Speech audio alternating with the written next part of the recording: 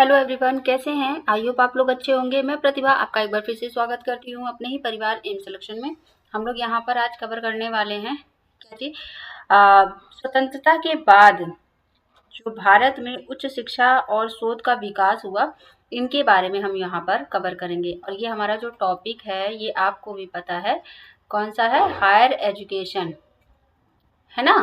ये higher education आपकी कौन सी है, यूनिट नंबर 10 है आपकी, ठीक है।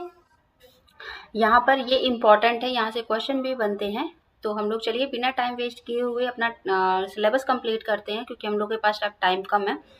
और आपको अभी तक अगर किसी जो भी चैनल पे नए हैं स्टूडेंट, तो प्लीज़ वो चैनल को फॉलो कर लीजिए, सब्सक्राइब कर लीजिए, जिससे आपको जो भी लेटेस्ट अपडेट है, वीडियो है, जो भी कॉन्सेप्ट है वो आपको मिल सके, है ना।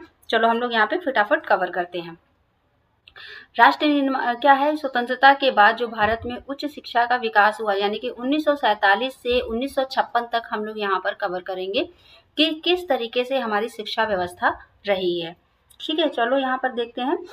स्वतंत्रता के पश्चात शिक्षा के विकास एवं सुधार के लिए सरकार ने कई प्रकार के समितियों और आयोगों का क्या किया, गठन किया।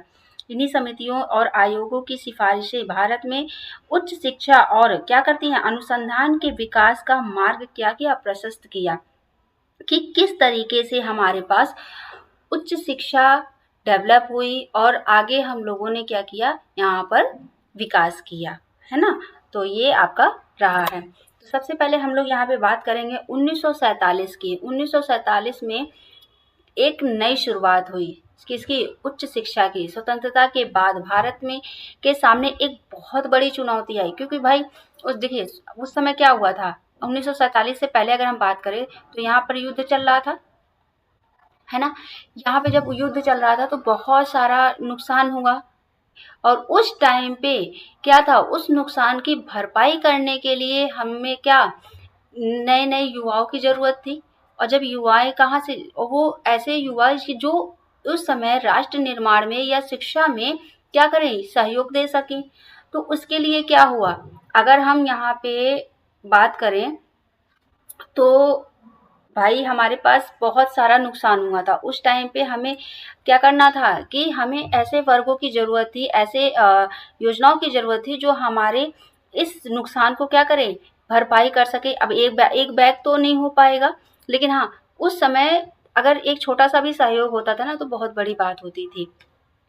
तो यहाँ पर शिक्षा प्रणाली निर्माण करना था जो केवल कर्मचारी ही नहीं बल्कि नागरिक को क्या करना, तैयार करें। राज्य ने इस प्रक्रिया में केंद्रीय भूमिका निभाई, है ना। तो यहाँ पर ये था कि राष्ट्र निर्माण का करना था, वैज्ञानिक विकास में योगदान था, देना था, और मतलब उनको आगे बढ़ाना था, डेवलप करना था। पहुंच और गुणवत्ता की क्वालिटी पे क्या किया गया था, जोर किया गया था, है ना। स्वतंत्रता के बाद शिक्षा का उद्देश्य औपनिवेशिक सेवा से हटकर लोकतंत्र और सामाजिक न्याय की ओर क्या गया, स्थानांतरित हो गया। ये हमारा मेन क्या था, मोटिव था।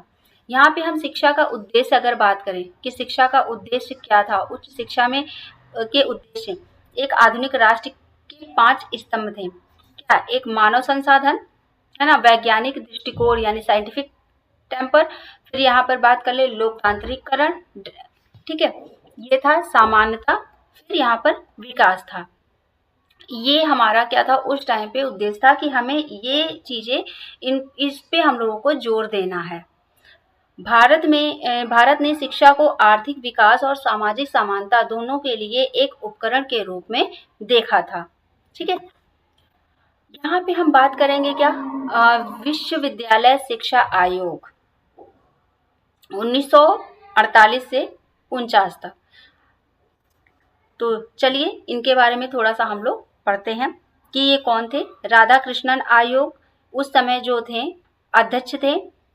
तो इन्होंने किस तरीके से शिक्षा पर जोर दिया, इनके बारे में कवर करेंगे।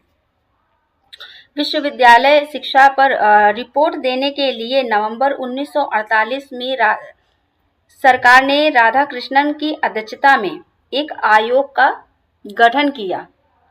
आयोग ने अगस्त 1949 में अपनी सिफारिशें प्रस्तुत की। जैसे इसमें क्या था, इन्होंने अपनी जो सिफारिश प्रस्तुत की थी, इनके बारे पर क्या इन्होंने गुणवत्ता पर बल दिया, है ना। धार्मिक, सांस्कृतिक और आर्थिक और सामाजिक बदलाव लाने के लिए इस पे जोर दिया था। यह स्वतंत्र भारत का पहला शिक्षा आयोग था।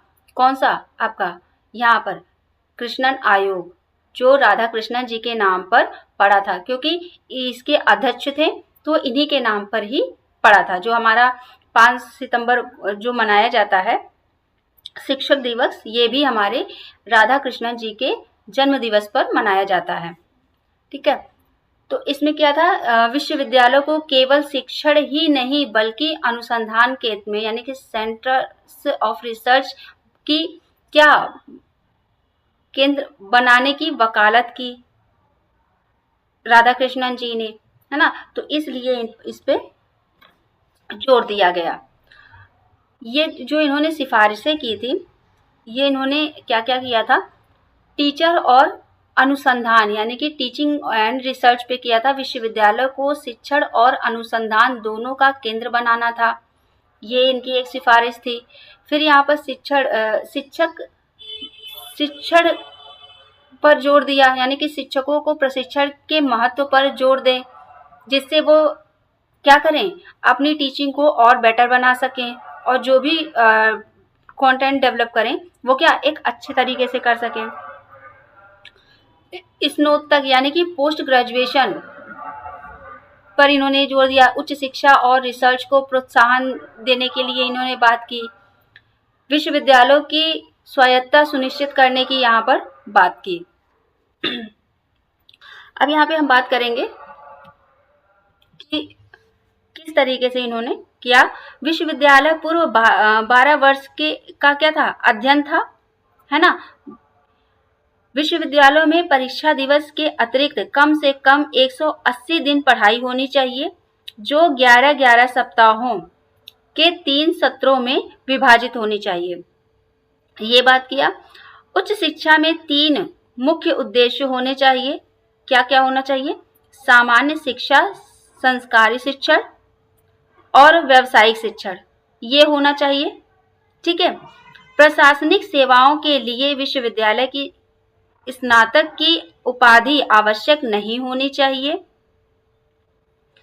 जो आपका सभी विश्वविद्यालयों के स्तर एक समान के किए जाने चाहिए और ऊंचे उठाए जाएं। शिक्षा को क्या समवर्ती सूची में सम्मिलित किया जाए, ये इन्होंने बोला। विश्वविद्यालयों के अध्यापकों के वेतनों की वृद्धि की जाए। विश्वविद्यालय अनुदान आयोग बनाए जाएं, जो देश में विश्वविद्यालय शिक्षा की देखरेख की जाए।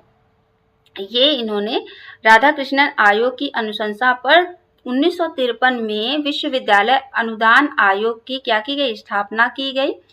संसद के अधिनियम के अंतर्गत इसे क्या किया, स्वायत्त प्रदान की गई, यानी कि बोला गया कि ठीक है भाई ये होना चाहिए। ठीक है, तो ये आपका पूरा हुआ।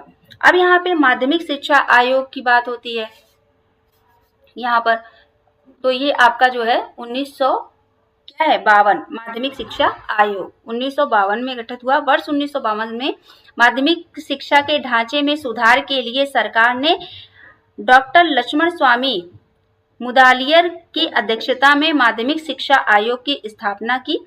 इस आयोग की सिफारिशें क्या क्या थी, इन्होंने सिफारिश की थी कि 3 वर्ष माध्यमिक और 4 वर्ष उच्च शिक्षा होनी चाहिए, इन्होंने ये बोला। फिर दूसरा आपका आता है कि बहुउद्देशीय स्कूलों और व्यावसायिक शिक्षा संस्थानों की स्थापना की जाए। फिर वस्तुनिष्ठ परीक्षण पद्धति को अपनाया जाए और संख्यात्मक अंक देने के स्थान पर इन्होंने क्या बोला, सांकेतिक अंक दिए जाएं, ये इन्होंने इसमें बोला। फिर इन्होंने बोला कि आपका उच्च शिक्षा और उच्चतर माध्यमिक स्तर की शिक्षा के पाठ्यक्रम में गणित, सामान्य ज्ञान, कला और संस्कृत अनिवार्य कर दिया जाए। ये इन्होंने अपने इस सिफारिश को आगे बढ़ाया कि ये भाई होना चाहिए। अब यहाँ पे बात कर लेते हैं कि इन्होंने जब ये बोला कि आपका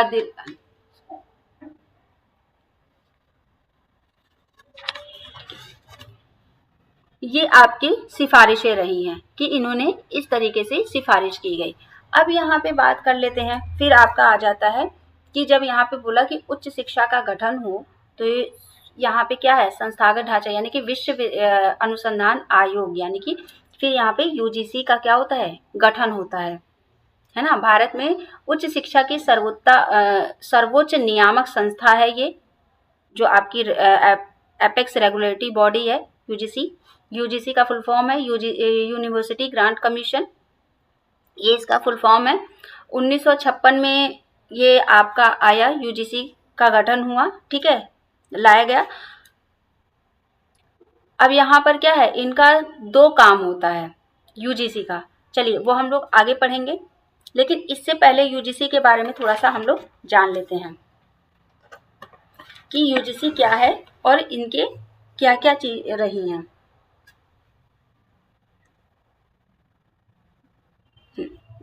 ठीक है, तो आयोग के आपके डाउट क्लियर हो रहे होंगे। ऑडियो वीडियो क्लियर है? हाँ, चलिए। विश्वविद्यालय अनुदान आयोग का गठन वर्ष 1945 में सार्जेंट रिपोर्ट के आधार पर किया गया था। उस समय इसका नाम विश्वविद्यालय अनुदान समिति के नाम से क्या किया था, जाना जाता था। स्वतंत्रता के पश्चात राधाकृष्णन कमेटी की सिफारिश के आधार पर वर्ष 1953 में इसका नाम बदलकर विश्वविद्यालय अनुदान आयोग कर दिया गया था। ठीक, वर्ष 1956 में विश्वविद्यालय अनुदान आयोग को संसद के अधिनियम द्वारा एक स्वायत्त संस्था का दर्जा दे दिया गया था। तो इसीलिए 1956 क्या है, ये बताया जाता है कि आपका यूजीसी का गठन हुआ। ठीक है, यूजीसी को उच्च शिक्षा में उच्च स्थान प्राप्त है। जो मतलब यूजीसी अपना जो भी है क्या करती है, यूनिवर्सिटी को देखती है और यहाँ पर उनकी गुणवत्ता को देखती है ना, उनके क्या है उनको फंडिंग करती है। ये सारी चीजें यूजीसी का काम है। अब यहाँ पे देख लेते हैं कि यूजीसी क्या क्या करती है। यूजीसी अधिनियम अनुच्छेद 12, जो आपका यूजीसी अधिनियम है, यहाँ पे हम लिख दे रहे हैं, अधिनियम अनुच्छेद क्या है 12 में यूजीसी के निम्नलिखित क्या है, 2 उत्तरदायित्व को क्या किया गया है, शामिल किया गया है। जिसमें पहला उनका उत्तरदायित्व क्या है, यहाँ पर ये आपका होगा, देखिए यहाँ पर इनके 2 उत्तरदायित्व हैं। उच्च शिक्षण संस्थानों को वित्तीय पोषण करना, यानी कि वित्तीय शक्तियां हैं, फाइनेंशियली फंडिंग इनको करना है। और फिर दूसरा क्या है, उच्च शिक्षण संस्थानों में मानकों का समन्वय निर्धारित और अनुरक्षण करना, यानी कि यहाँ पर उनके मानकों को निर्धारित करना, उनकी गुणवत्ता को निर्धारित करना।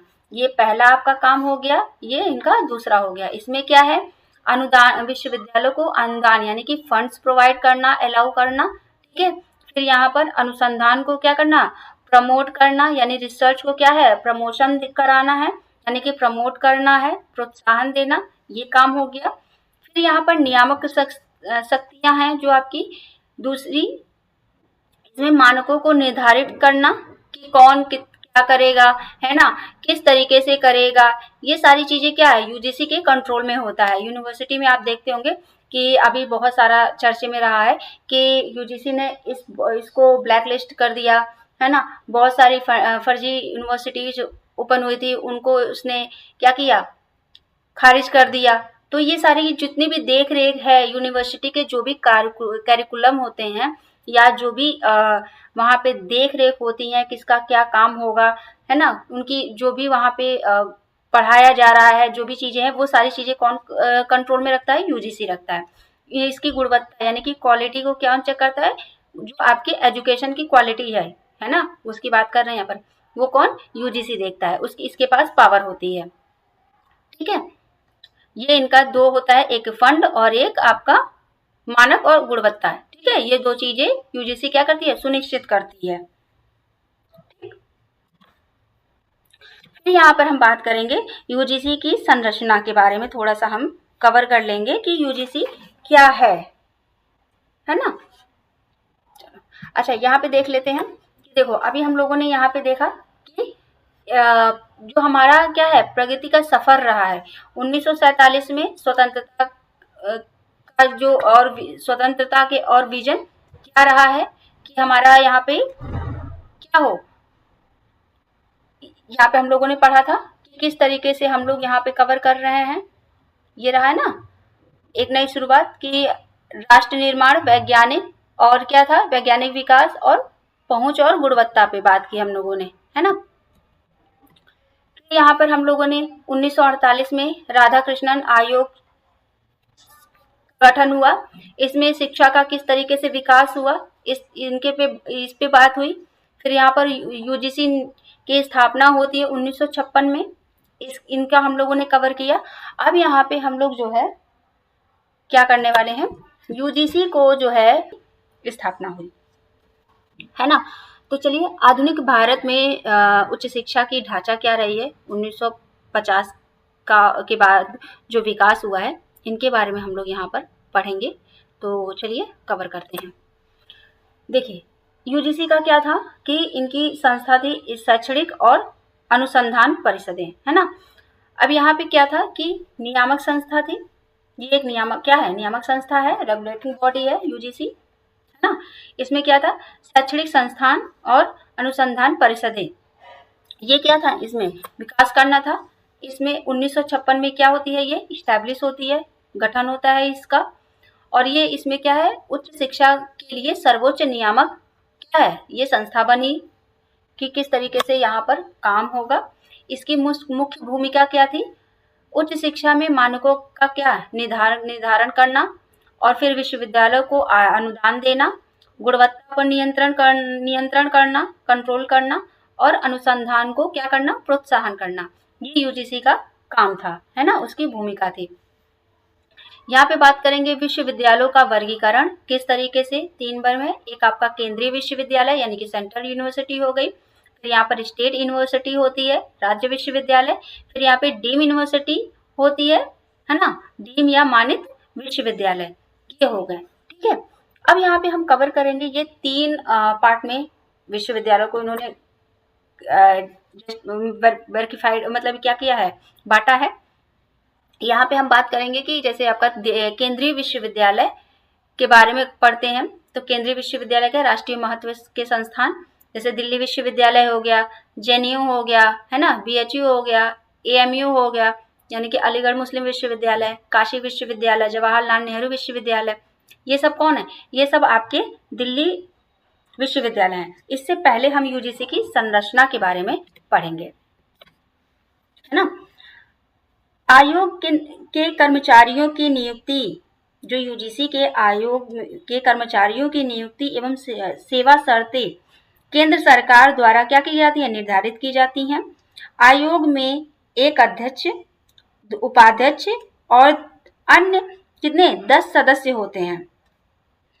इसके अध्यक्ष का कार्यकाल 5 वर्ष या 65 वर्ष की आयु तक होता है, जिसका कार्यकाल एक बार बढ़ाया जा सकता है। उपाध्यक्ष का कार्यकाल 3 वर्ष के लिए होता है, जो हमारे यूजीसी में होते हैं।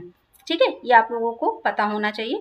आयोग में केंद्र सरकार के 2 अधिकारी, एक शिक्षा सचिव और एक वित्त सचिव होता है। इसके अतिरिक्त 3 सदस्य विश्वविद्यालय में कार्यरत प्रोफेसर होते हैं। अन्य सदस्यों का चयन कृषि, तकनीकी, वैज्ञानिक, उद्योग और इंजीनियरिंग के क्षेत्रों से होता है। यूजीसी 6 क्षेत्रीय कार्यालय, इनका क्या है, 6 क्षेत्र कार्यालय है, जैसे बेंगलुरु, भोपाल, गुवाहाटी, हैदराबाद, कोलकाता, पुणे और नई दिल्ली में इसका क्या है, कार्य करता है। ठीक है, भारत में विश्वविद्यालय शिक्षा तंत्र में डॉक्टर CD देशमुख यूजीसी के कौन रहे हैं, प्रथम अध्यक्ष थे। ठीक, अब यहाँ पे आपका जैसे मैंने बताया कि किस तरीके से आपका यहाँ पे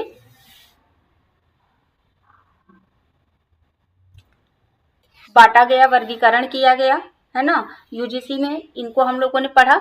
अब यहाँ पे हम लोगों ने क्या किया, केंद्रीय विश्वविद्यालय के बारे में पढ़ा कि किस तरीके से ये आपके जो मेन है केंद्रीय विश्वविद्यालय, ठीक है। ऐसे तो देखा जाए तो हैदराबाद विश्वविद्यालय हो गया, मौलाना आजाद राष्ट्रीय उर्दू विश्वविद्यालय हो गया, बाबा भीमराव अंबेडकर विश्वविद्यालय लखनऊ में, ये भी आपका सेंट्रल यूनिवर्सिटी है ना। असम विश्वविद्यालय होगा, तेजपुर विश्वविद्यालय है, राजीव गांधी विश्वविद्यालय भोपाल में है।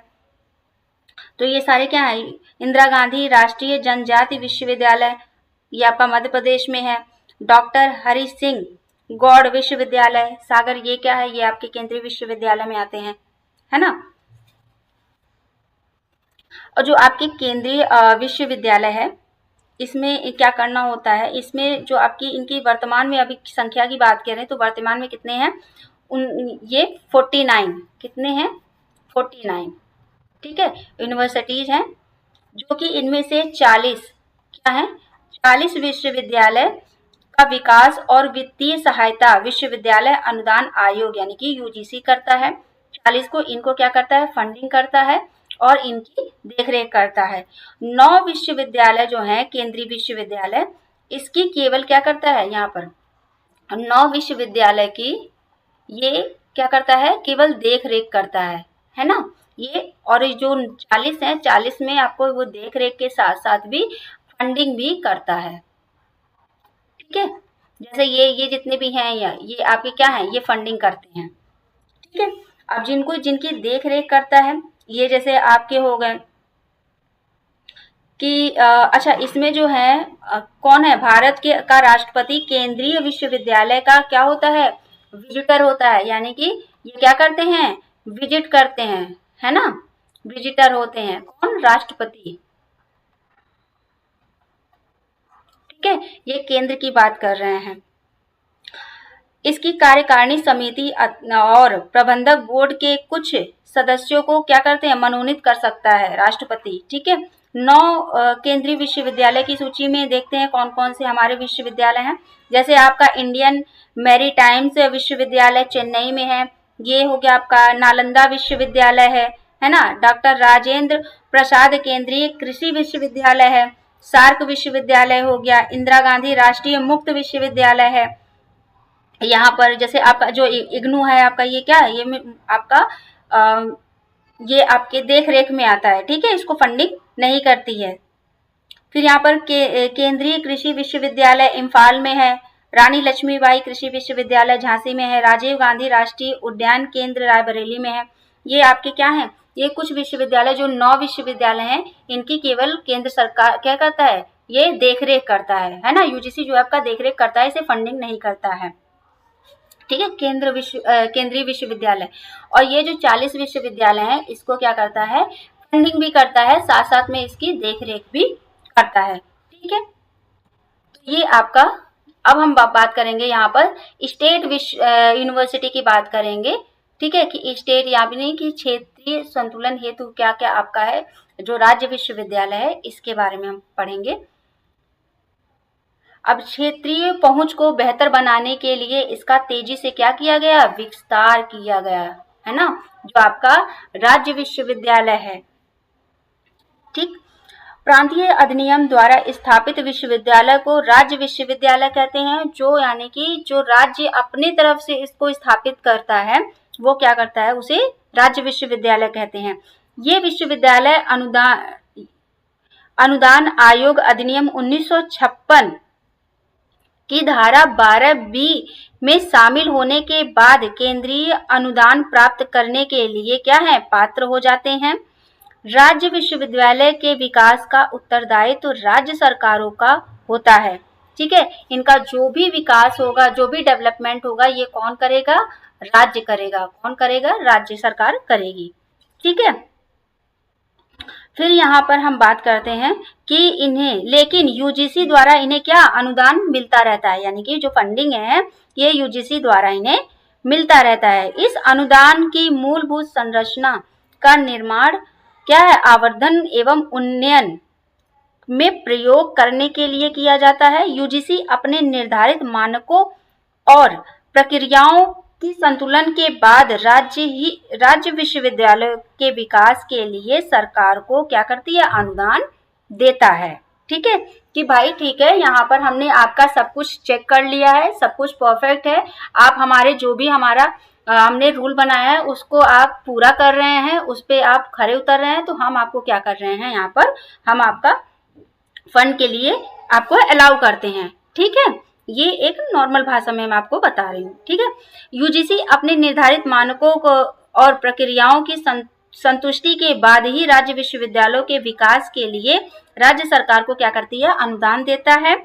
राज्य के राज्यपाल राज्य विश्वविद्यालय के कौन होते हैं, कुलाधिपति होते हैं। कौन होते हैं, यहाँ पर जो आपके राज्य के कौन होते हैं, कुलाधिपति कौन होते हैं, राज्यपाल, यानी कि ये किसके, राज्य के राज्यपाल। ठीक है, ये कौन होते हैं, कुलाधिपति होते हैं। भारत में कोलकाता, चेन्नई और मुंबई विश्वविद्यालय सबसे पुराने राज्य विश्वविद्यालय में हैं, जिनकी स्थापना कब हुई थी, 1857 में हुई थी। कुल विश्वविद्यालयों के नामांकन का लगभग, यहाँ पे बात करें तो 84% राज्य विश्वविद्यालय में एकत्र होता है। ठीक है, अगर राज्य विश्वविद्यालय में इस प्रकार क्या है, उच्च शिक्षा में राज्य विश्वविद्यालय महत्वपूर्ण क्या करते हैं, भूमिका निभाते हैं, क्योंकि हर जगह पर क्या है, यहाँ पर भाई केंद्र नहीं पहुंच पा रहा है ना, तो इसलिए क्या है, राज्य सरकार का जो राज्य विश्वविद्यालय है इनका 84% क्या है, विश्वविद्यालय है। फिर यहाँ पे आपका आ जाता है कि अभी 20 सितंबर 2018 की रिपोर्ट के अनुसार अगर बात करें तो 394 राष्ट्रीय विश्वविद्यालय कार्यरत में है इस समय, है ना, जिसमें केवल 225 विश्वविद्यालय केंद्रीय यानी यूजीसी के सहयोग प्राप्त करने हेतु उपयुक्त हैं। उत्तर प्रदेश में 31, गुजरात में 18, कर्नाटक में 18, पश्चिम बंगाल में 18 और दिल्ली में 7 राज्य विश्वविद्यालय कार्यरत हैं। ठीक है, ये ऐसे डेटा पूछता नहीं है इतना, लेकिन हाँ पता होना चाहिए कि ऐसे ऐसे चीजें होती हैं। ठीक है, अब हम यहाँ पे बात करेंगे कि डीम यूनिवर्सिटी क्या है, जो आपका यहाँ पर विशेषकृत उच्च शिक्षा एवं अनुसंधान, ये उच्च प्रदर्शन करने वाले संस्थान है जिन्हें स्वायत्तता और विश्वविद्यालय का दर्जा क्या किया गया है, दिया गया है। ठीक है, यहाँ पर अच्छा ये कैसे होते हैं, विशिष्ट क्षेत्र में उच्च स्तर पर कार्य कर रहे उच्चतर शिक्षा संस्थान को विश्वविद्यालय अनुदान आयोग की सलाह पर केंद्र सरकार द्वारा सम विश्वविद्यालय या डीम्ड विश्वविद्यालय क्या करता है, घोषित कर देता है। सम विश्वविद्यालय या डीम्ड, है ना, के रूप में घोषित किए जाने के बाद वे एक विश्वविद्यालय की शैक्षणिक स्थिति एवं विशेषाधिकारों का क्या करते हैं, उपयोग करने लगते हैं। ये डीम्ड विश्वविद्यालय देश के उच्च शिक्षा के विस्तार में महत्वपूर्ण योगदान भी देते हैं। उच्च शिक्षा की विशेष क्षेत्रों जैसे आपका मेडिकल हो गया, शारीरिक हो गया, मत्स्यिकी हो गया, पशुपालन शोध हो गया, वन शोध हो गया, है ना, आयुध प्रौद्योगिकी हो गया, सूचना प्रौद्योगिकी हो गया, भाषाएं हो गई, सामाजिक विज्ञानों में हो गया, जनसंख्या विज्ञानों में हो गया, फिर यहाँ पे तटीय शिक्षा हो गई, योग एवं संस्कृति, ये सब क्या है, अनुसंधान सुविधाएं प्रदान कर रहे हैं इस समय डीम यूनिवर्सिटी में।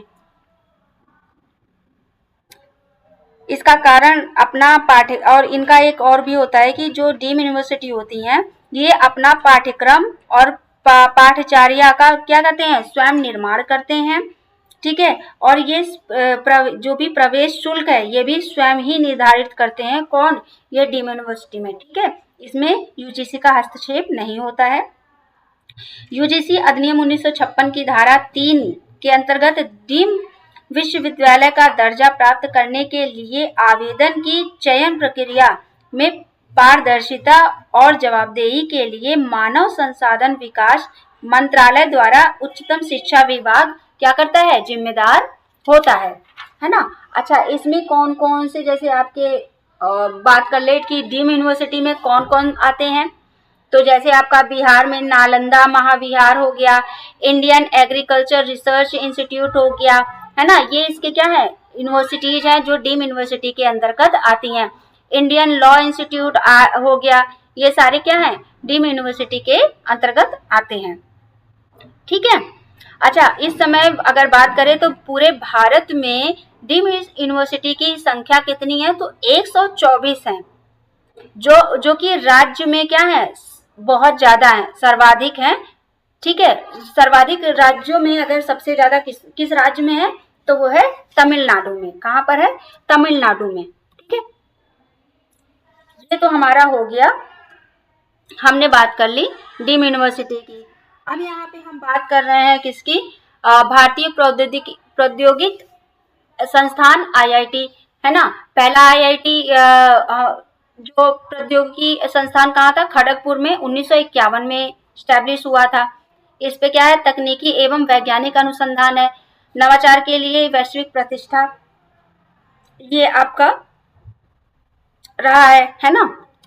फिर भारतीय विज्ञान संस्थान IISE, ये आपका क्या है, उन्नत वैज्ञानिक अनुसंधान के लिए क्या है, समर्पित है। ठीक, भारतीय प्रबंधक, एक सेकंड,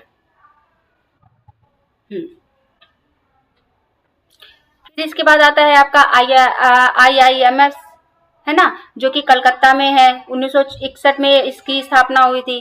प्रबंधन, शिक्षा और अनुसंधान विश्व स्तरीय नेतृत्व विकास के लिए ये बनाया गया था, इस्टेब्लिश किया गया था। ठीक है, तो इसको हम लोग और आगे जब हम लोग पढ़ेंगे कवर करेंगे। ठीक, तो और अभी ये जैसे आगे हम लोग इसके बारे में कवर करेंगे, अभी हम लोग यहाँ पर एक नज़र देखते हैं कि किस तरीके से स्टैब्लिश हुई थी। CSIR हो गया, है ना, ये आपका जैसे council of scientific industrial research, ये हम लोग आगे पढ़ेंगे इनके बारे में। ठीक है, ये आपका क्या होता है, तो किस तरीके से हम लोगों ने UGC का देखा कि इस्टेब्लिश हुई और UGC का क्या मेन काम होता है, इनके बारे में हम लोगों ने यहाँ पर कवर किया। ठीक, कि किस तो ये आपका पूरा हमने जो स्वतंत्रता के बाद हमारा विकास हुआ शिक्षा का, इसके बारे में हम लोगों ने यहाँ पे कवर किया है। आगे के इसी टॉपिक को हम लोग आगे और कवर करेंगे, जैसे हमारा UGC के बाद आता है ना, तो 1961 में आपका जो, अब हम लोग जब कमेटी पढ़ेंगे तो 1961 में किस तरीके से भवनात्मक समिति आती है, कोठारी समिति आती है ना, 1964 से जो आपका 66 तक किस तरीके से कार्य करते हैं, इन सबको हम लोग क्या करेंगे यहाँ पर कवर करेंगे। तो छोटे छोटे टॉपिक हैं, कवर करेंगे एक साथ। अगर कोई डाउट होता है, कोई प्रॉब्लम है, तो प्लीज़ आप हमें कमेंट सेक्शन में करके कमेंट करिए और हमसे पूछिए, है ना। तो कि अगर आपको कोई डाउट होता है तो चलिए आज के लिए इतना ही रखते हैं। So thank you so much, bye bye, take care.